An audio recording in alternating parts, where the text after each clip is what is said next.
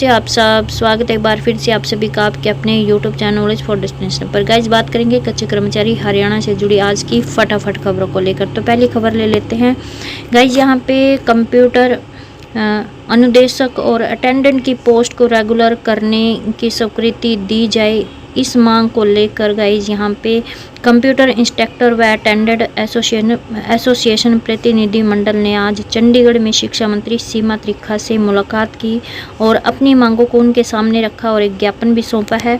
साथ ही जो शिक्षा मंत्री है उन्होंने उनकी मांगों को पूरा करवाने का आश्वासन भी दिया है। और यहाँ पे इन्होंने ज्ञापन में मांग की है कि सरकार अगर भविष्य में कोई भी रेगुलराइजेशन की पॉलिसी कर्मचारियों के लिए बनाती है तो हमें भी उसमें शामिल कर उसका लाभ दिया जाए।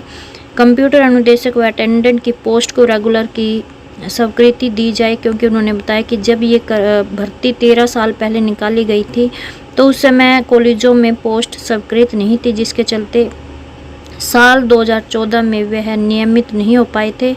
और जब यह मुद्दा कोर्ट नवंबर 2017 से कर्मचारियों को समान काम समान वेतन दिया गया, लेकिन उसके बाद भी किसी प्रकार के मानदेय में कोई इजाफा नहीं हुआ है।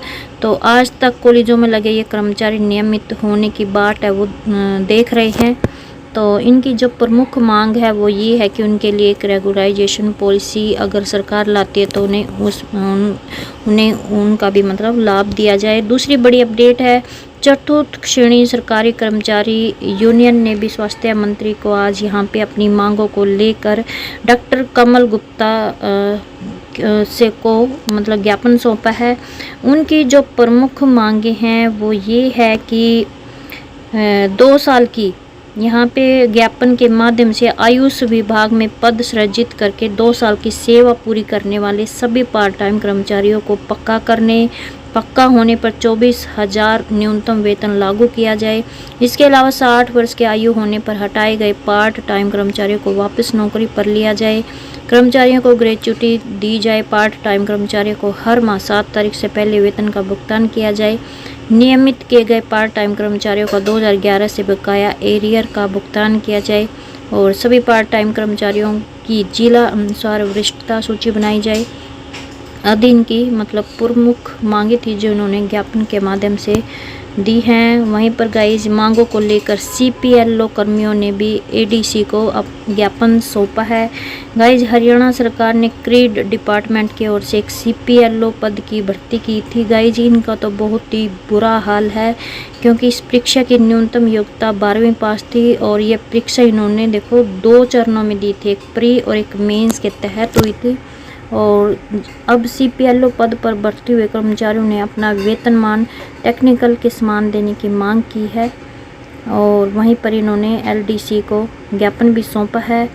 और जब इन्होंने मतलब जो एक कर्मचारी हैं इन्होंने बताया कि इस भर्ती का परीक्षा पैटर्न टेक्निकल के समान था, तो हमें इसका मानदेय भी टेक्निकल के समान दिया जाए, साथ में मेडिकल सुविधा दी जाए। वर्तमान में इसका मानदेय 6,000 प्लस कमीशन रखा गया है। देखो एक मतलब कितना कम वेतन है इनका, 6,000 प्लस। अब कर्मचारियों को रोष इस बात का है कि विभाग की तरफ से 3 महीने निकल जाने के बाद भी गाइज वेतनमान को लेकर कुछ भी क्लियर नहीं किया गया है हरियाणा सरकार की तरफ से। अपडेट ले लेते हैं। यहाँ पे गाइज NH कर्मियों ने तीसरे दिन भी मतलब 1 घंटे काम रोककर इनका जो 27 तारीख को यानी कि आज भी इन्होंने अपना सरकार के खिलाफ रोष जताया है और इन्होंने अपनी लंबित मांगों को पूरा करने के लिए आपातकालीन सेवाओं को छोड़कर 1 घंटे तक काम रोक दिया था। और प्रदेश भर के करीब 16,000 कर्मचारियों ने इसमें भाग लिया और कहा कि सरकार कर्मचारियों के प्रति सकारात्मक रवैया अपनाए तो ही कर्मचारी की ओर से सरकार को भी फ़ायदा मिलेगा। और यहाँ पे गाइज आज इनका तीसरा दिन था रोज़ जताने का, लेकिन सरकार का कोई भी जवाब तक नहीं मिल रहा है। सरकार का भी 5 वर्ष का अनुबंध है वो अक्टूबर में समाप्त हो रहा है।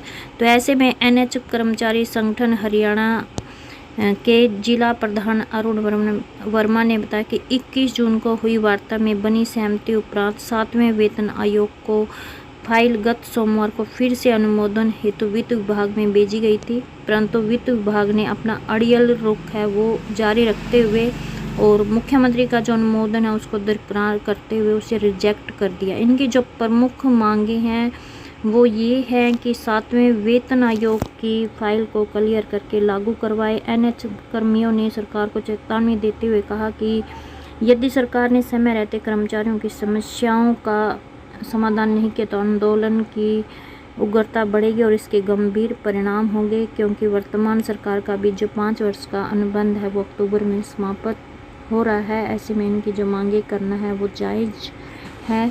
और उसके बाद बड़ी अपडेट है कि बिजली कर्मचारियों के आश्रितों को भी मिलेगी नौकरी। तो यहाँ पे हरियाणा कौशल रोजगार निगम के तहत काम करने वाले कर्मचारियों के निधन के बाद उनके परिजनों को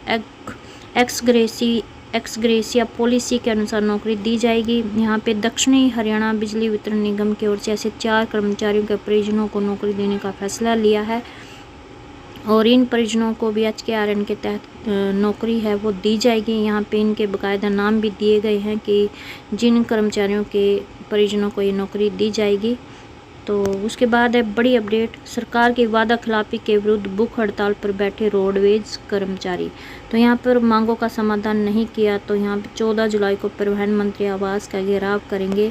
तो यहाँ पे हरियाणा रोडवेज कर्मचारी साझा मोर्चा के आह्वान पर सरकार की वादा खिलाफी व फिर मानी गई मांगों को लागू नहीं करने पर रोडवेज कर्मचारी भूख हड़ताल पर बैठे हैं और सांकेतिक धरना देते हुए सरकार के खिलाफ जमकर नारेबाजी की है। यहाँ पे है हरियाणा रोडवेज साझा मोर्चा यमुनानगर ने भी एक दिन की सांकेतिक भूख हड़ताल की है। ये देखो यहाँ पे ये दिखाया हुआ है। तो ये थी आज की कच्चे कर्मचारियों से जुड़ी फटाफट खबरें। आई होप आपको ये अपडेट अच्छी लगी। प्लीज़ चैनल को सब्सक्राइब